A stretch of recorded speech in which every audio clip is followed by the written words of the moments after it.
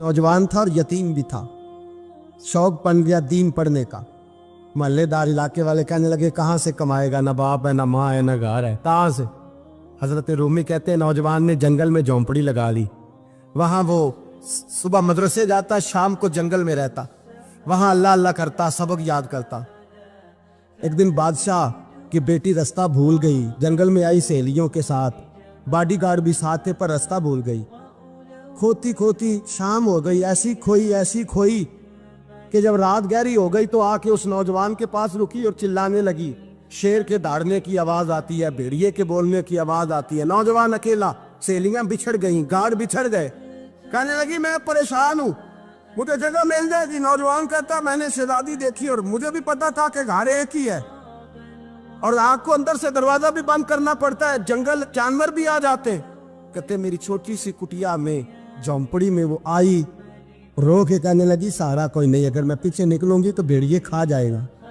कहते मैंने उसे जगह दे दी। अकेली औरत, चिराग जल रहा है, सबक याद कर रहा हूँ। मेरे नबी पाक ने फरमाया जहां मर्द औरत अकेले हो तीसरा शैतान होता है। और शहजादी, वो बच्चा कहता है सबक याद करता रहा सारी रात। वो बच्ची को कहा सो जा, पर वो कहती है नींद मुझे भी कहाँ आई। ऐसे मौकों पर नींद, सारी रात सबक याद करता। थोड़ी थोड़ी देर के बाद चिराग जलता तो उस पर उंगली रखता, हाथ जलता तो पीछे खींच ले, फिर दूसरी उंगली रखता, थोड़ी देर के बाद जलता तो खींच ले, हाथ सारा जल गया। सुबह किरणें चमकी तो कहने लगा चल निकल जा, दौड़ जा, बस बड़ा सब्र का इम्तिहान हो गया, चली जा। शहजादी बाहर निकली, सिपाही ढूंढ रहे थे। बादशाह खुद जंगल में निकला हुआ था, मेरी बेटी मिल गई। बादशाह तन्हाई में जाके कहने लगा बेटा मैं दुनिया को बताऊंगा कि मेरी बेटी खोई नहीं थी, सिपाही साथ ही थे। ये बड़ा मुश्किल होता है, बेटी तो भूल के भी रात कहीं रह पड़े तो लोग जीने नहीं देते, तो बेटा मुश्किल हो जाएगा मेरे लिए। कहाँ थी? उसने कहा नेक नौजवान के पास। उसने कहा बेटा मैं तो तेरी बात मानूंगा पर दुनिया नहीं मानेगी। अगर उस नौजवान ने किसी को बता दिया कि तू उसके पास थी तो फिर लोग मेरा जीना मुहाल कर देंगे। बेटा मैं मर जाऊंगा, मेरी मजबूरी ये है कि वो कहीं राज ना उगल दे वो नौजवान, उसे कत्ल करना पड़ेगा। औरत ने मिन्नतें की, उस बेटी ने कहा मेरे मौसम को मारोगे, रोई। और वो कहने लगा मैं बादशाह, वो मेरा अपना विकार है, मैं उसको छोड़ नहीं सकता। गिरफ्तार कर लाए सिपाही। वक्त तय हो गया सजा का। अकेले कारकोशरी में रखा गया, जो उसके खास एतबार वाले थे उनकी ड्यूटी लगाई। बादशाह ने बुलाया, पहले बिलम आया।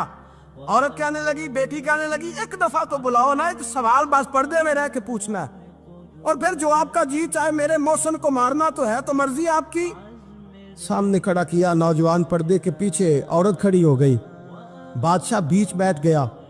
बीबी कहने लगी सारी रात बेदार मैं भी रही, सोया तू भी नहीं। वो जो तू चिराग के करीब हाथ लगा के जलाता था वो समझ नहीं आई। नौजवान रो पड़ा, कहने लगा क्या करूं, मैंने रसूलुल्लाह का दीन पढ़ा है, क्या करूं, मैंने हुजूर का दीन पढ़ा है। मैंने पढ़ा है कि जानी को सबसे नीचे दोज़ख के सबसे निचले दर्जे में जलाया जाए, उसे जहन्नमियों का पीप और रेशा पिलाया जाए, कंद खिलाया जाए। ये रवायतें पड़ी हुई थी। थोड़ी थोड़ी देर के बाद शैतान मुझे कहता था बदकारी कर ले। मैं अपना हाथ उसी वक्त जब शैतान मशवरा देता तो मैं आग पे करता। मैं कहता अगर ये बर्दाश्त हो गई तो वो भी हो जाएगी।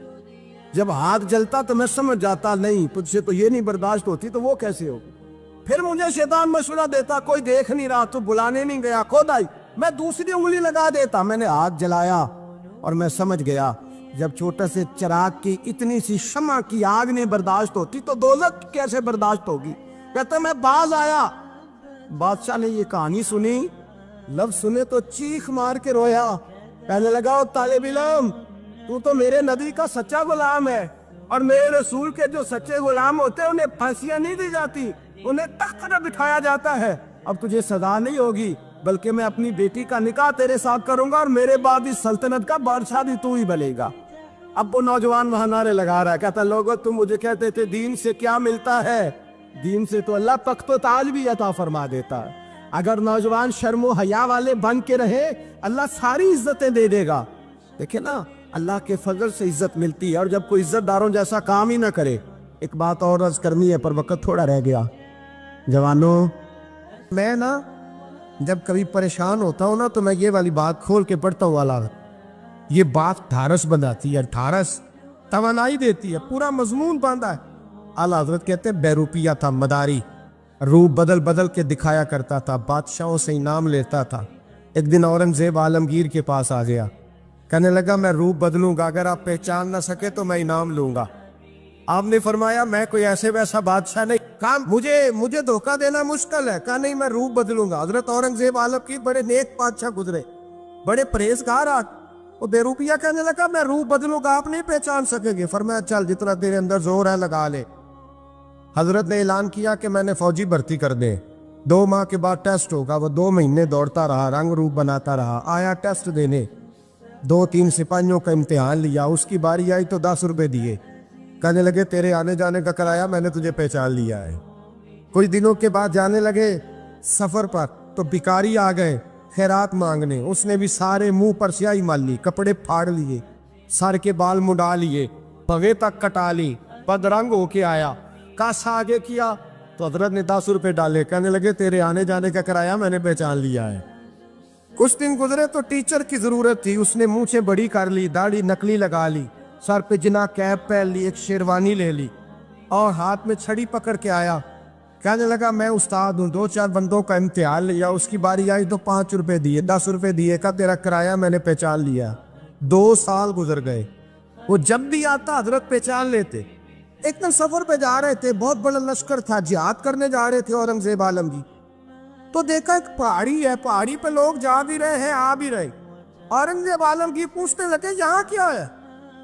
کہنے لگے بابا جی بیٹھے ہیں دعا کرتے ہیں, اللہ کے نیک بندے ہیں.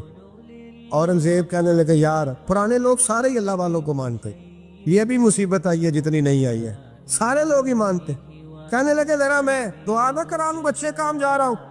اورنگزیب بادشاہ تھے, بادشاہ لوگ نازک مزاج ہوتے ہیں. گھوڑے سے اترے, بڑی مشکل سے پہاڑی پہ چڑھے, اوپر گئے تو لائن لگی ہے, بابا جی غار میں بیٹھے.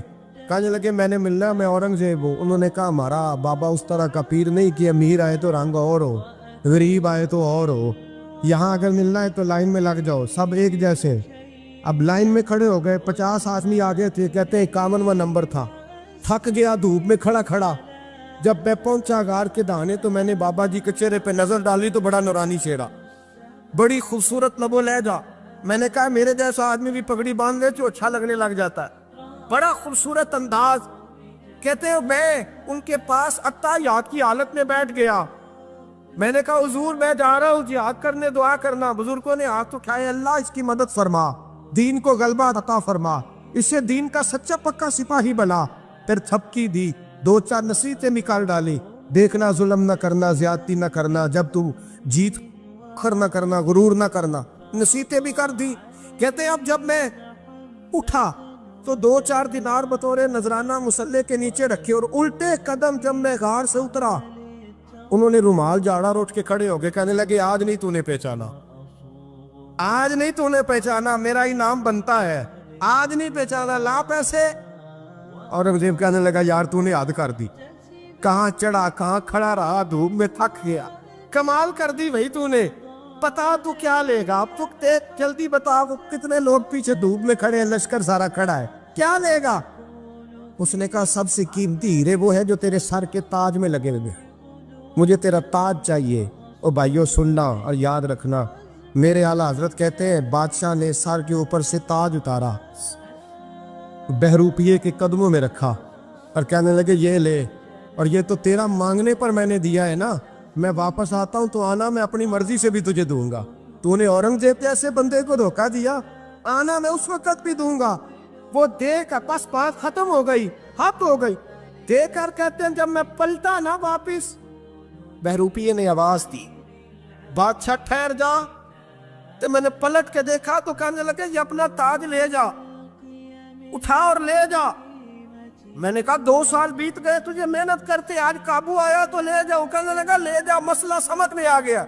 میں نے کہا مجھے بھی تو سمجھانا.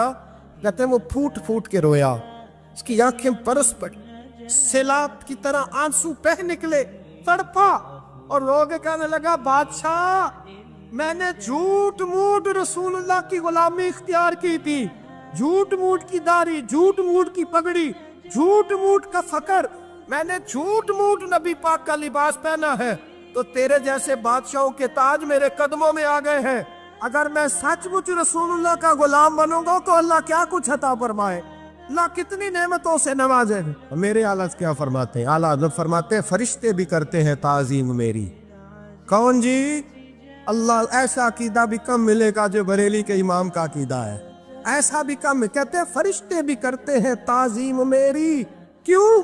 फरमाने लगे फिदा होके उन पर ये इज्जत मिली।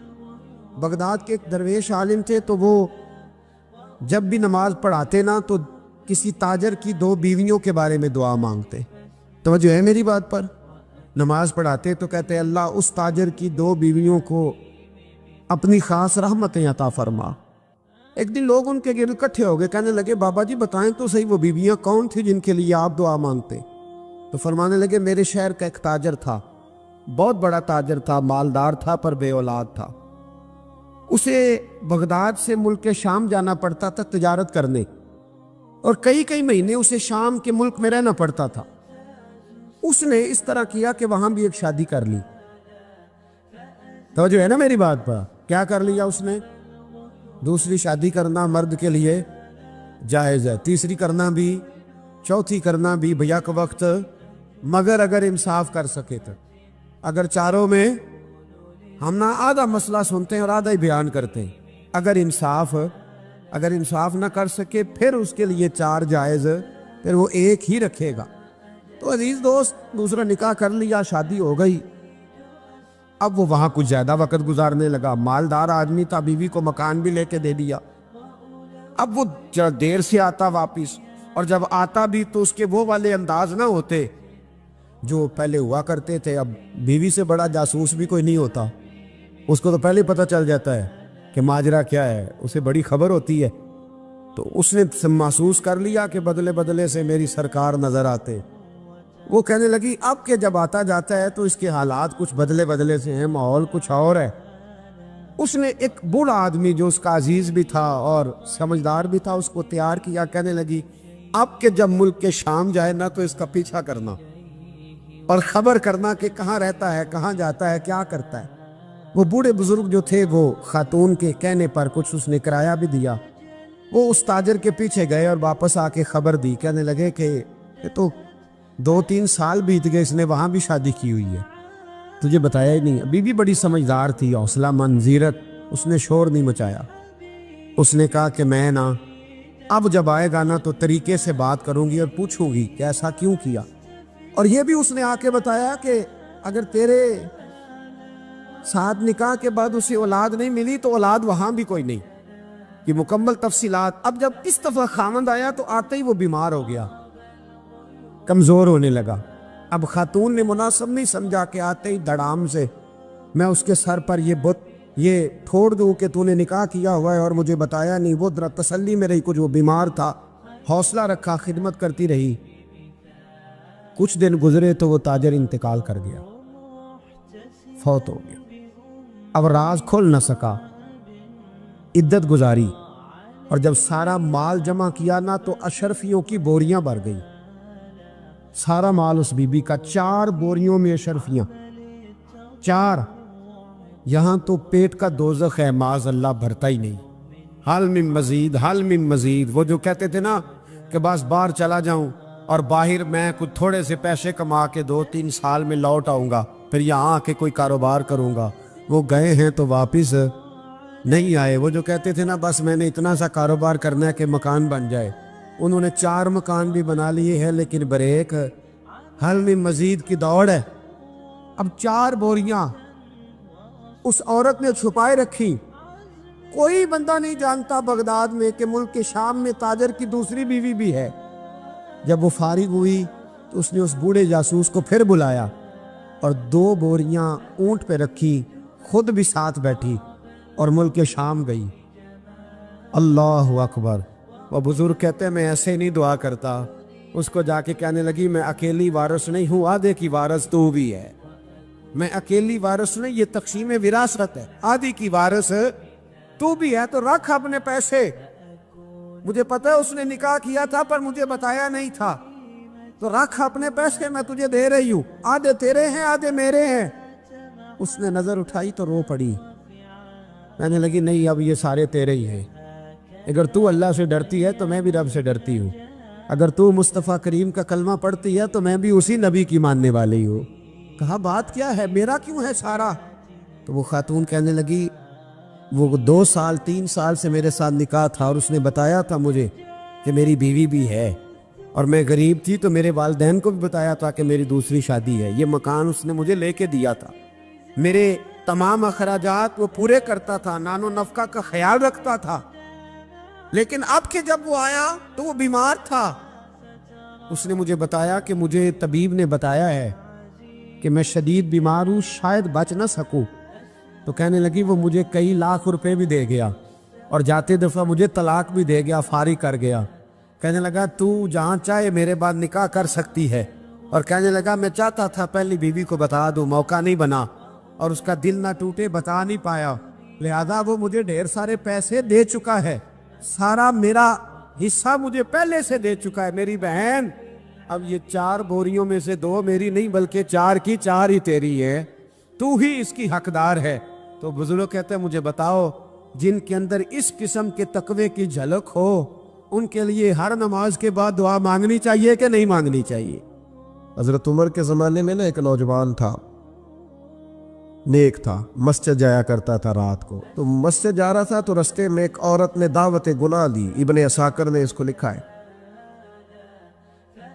تو نوجوان تھا، خواہشات تھی، کچھ طبیعت مائل ہو گئی، ابھی ادھر جا ہی رہا تھا کہ کسی نے آیت پڑھ دی والی من خاف مقام ربی جنتان، جو رب کے سامنے کھڑے ہونے سے ڈرے گا اللہ 2 جنتیں دے گا۔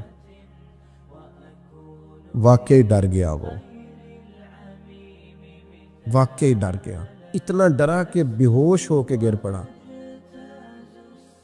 بیماری سے لوگ بے ہوش ہوتے ہیں، پیسے ڈوب گئے بے ہوش ہوتے ہیں، بچے کے غم میں بے ہوش ہوتے ہیں۔ سچ بتاؤ کبھی خوف خدا سے بھی بے ہوش ہوتا کوئی دیکھا ہے؟ ہمارے ہاں تو روز مرہ ہی نہیں ہے بھائی، اور بڑی باتیں ہیں بے ہوش ہونے کی، ڈرنے کی، غش کھانے کی۔ بے ہوش ہو کے گر پڑا، بوڑھے باپ کو کسی نے بتایا بچہ بے ہوش پڑا ہے، اٹھا کے گھر لائے، گھر لا کے کہا بیٹا کیا ہوا؟ نوجوان ہے، چڑھتی جوانی ہے، پر پاکیزہ بڑی ہے۔ کہنے لگا ابا جی گناہ کی طرف چلا گیا تھا، پر میں نے آیت سن لی جو اللہ کے سامنے کھڑے ہونے سے ڈرے گا رب 2 جنتیں دے گا، میں ڈر گیا تھا، رب واقعی 2 جنتیں دے گا۔